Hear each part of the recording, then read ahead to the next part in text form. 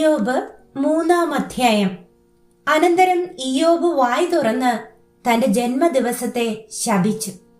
ഇയ്യോബ് പറഞ്ഞതെന്തെന്നാൽ, ഞാൻ ജനിച്ച ദിവസവും ഒരാൺ ഉൽപ്പാദിച്ചു എന്ന് പറഞ്ഞ രാത്രിയും നശിച്ചു പോകട്ടെ. ആ നാൾ ഇരുണ്ടു പോകട്ടെ. മേലിൽ നിന്ന് ദൈവം അതിനെ കടാക്ഷിക്കരുതേ.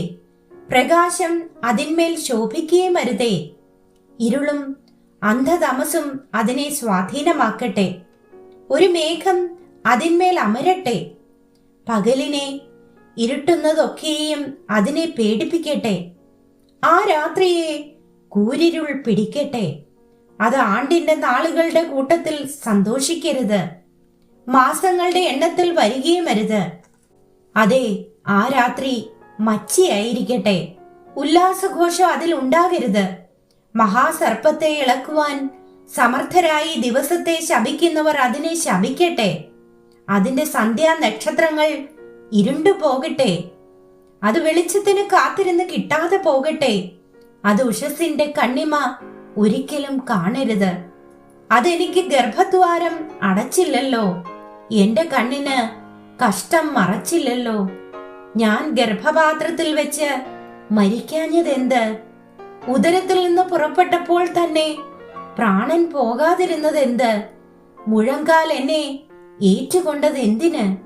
എനിക്ക് കുടിപ്പാൻ മുല ഉണ്ടായിരുന്നത് എന്തിന്? ഞാൻ ഇപ്പോൾ കിടന്ന് വിശ്രമിക്കുമായിരുന്നു. ഞാൻ ഉറങ്ങി വിശ്രാന്തി പ്രാപിക്കുമായിരുന്നു. തങ്ങൾക്ക് ഏകാന്ത നിവാസങ്ങൾ പണിത ഭൂരാജാക്കന്മാരോടും മന്ത്രിമാരോടും, അഥവാ കനകസമ്പന്നരായി സ്വഭവനങ്ങൾ വെള്ളി കൊണ്ട് നിറച്ചു വെച്ച പ്രഭുക്കന്മാരോടും കൂടെ തന്നെ. അല്ലെങ്കിൽ ഗർഭമലസിപ്പോയിട്ട് കുഴിച്ചിട്ട് കളഞ്ഞ പിണ്ഡം പോലെയും വെളിച്ചം കണ്ടിട്ടില്ലാത്ത പിള്ളകളെ പോലെയും ഞാൻ ഇല്ലാതെ പോകുമായിരുന്നു. അവിടെ ദുർജനം ഉപദ്രവിക്കാതെ ഇരിക്കുന്നു. അവിടെ ക്ഷീണിച്ചു പോയവർ വിശ്രമിക്കുന്നു. അവിടെ ബദ്ധന്മാർ ഒരുപോലെ സുഖമായിരിക്കുന്നു. പീഡകന്റെ ശബ്ദം അവർ കേൾക്കാതിരിക്കുന്നു.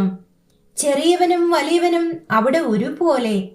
ദാസന് യജമാനന്റെ കീഴിൽ നിന്ന് വിടുതൽ കിട്ടിയിരിക്കുന്നു.